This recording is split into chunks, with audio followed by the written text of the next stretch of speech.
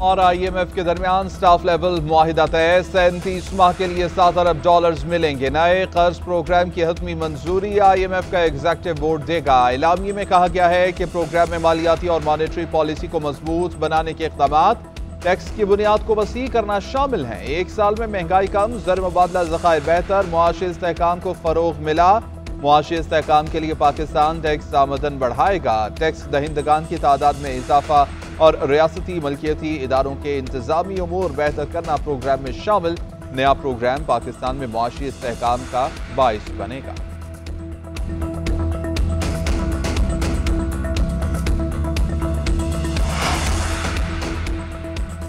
بانی P T I اور اہلیہ کی نکاح کیس میں سزا کے خلاف اپیلیں خاور مانیکا کے دلائل جاری موقف اختیار کیا کہ بانی پی ٹی آئی کے وکیل کہتے ہیں کہ ہمیں کیا پتا کہ عدت پوری ہوئی یا نہیں ایک ملزم دوسرے ملزم پر ملبہ ڈالتا ہے تو وہ بھی شریک جرم ہے جج افضل مجوکا نے استفسار کیا کہ بشرا بی بی نے تو شادی کی ہے خاور مانیکا نے بھی شادی کر لی تھی خاور مانیکا کے وکیل نے کہا کہ میرے علم میں نہیں بشرا بی بی کے وکیل نے کہا کہ 3 سے 4 ماہ بعد شادی کر لی تھی اور ان کی 4 سال کی بیٹی بھی ہے وکیل خاور مانیکا نے کہا کہ قرآن پاک میں لکھا ہے کہ جب تک عدت مکمل نہ ہو دوسری شادی کا فیصلہ بھی نہ کیا جائے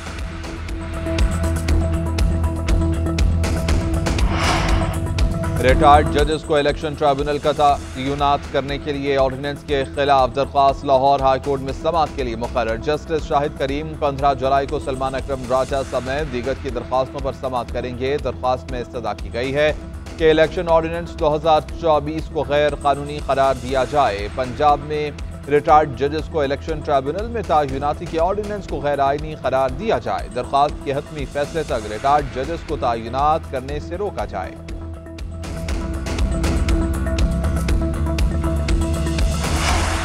سپریم کورٹ کے فیصلے کے بعد پارلیمنٹ میں نمبر گیم تبدیل ہو جائے گی مخصوص نشستیں واپس ملنے پر پی ٹی آئی کو قومی اسمبلی اور سینٹ میں اکثریتی جماعت بننے کا امکان قومی اسمبلی میں سنی اتحاد کونسل کی 84 اور آزاد 8 اراکین کی حمایت پی ٹی آئی کو حاصل 22 نشستیں ملنے سے تعداد 114 ہو جائے گی مسلم لیگ نون کے اراکین کی تعداد 108 پیپلز پارٹی کی 68 ہے ایم کیو ایم کی 21 جے یو آئی کی 8 قافلے کی 5 اور آئی بی بی کی 4 نشستیں ہیں پی ٹی آئی کو خیبر پختونخوا سے 11 میں سے 10 سینٹ نشستیں ملنے کا امکان 10 نشستیں ملنے کے بعد پی ٹی آئی سینٹ میں بڑی جماعت بن جائے گی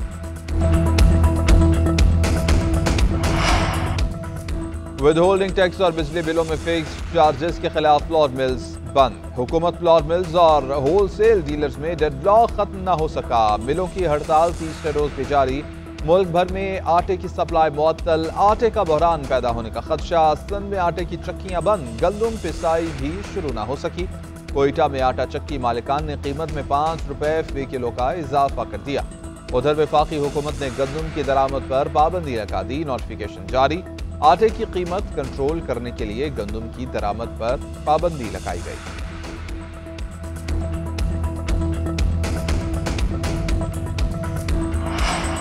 ایف بی آر کا نان فائلرز کے بجلی اور گیس کنیکشنز منقطع کرنے سے انکار چیئرمین ایف بی آر کہتے ہیں کہ بجلی کنیکشنز منقطع کرنے کے لیے وزارت توانائی فیصلہ کرے گی ان کا کہنا تھا کہ موبائل فون سمز بند کرنے سے 86,000 افراد ریٹرنز فائل کر چکے ہیں رواں مالی سال اگر درآمدات پر پابندی لگی تو ریونیو کلیکشن متاثر ہوگی ایف بی آر کی انفورسمنٹ بہت کمزور ہے جس پہ آئی ایم ایف کے تحفظات ہیں آئی ایم ایف کہتا ہے کہ 70 برسوں میں ایف بی آر انفورسمنٹ بہتر نہیں ہوئی اب کیا ہوگی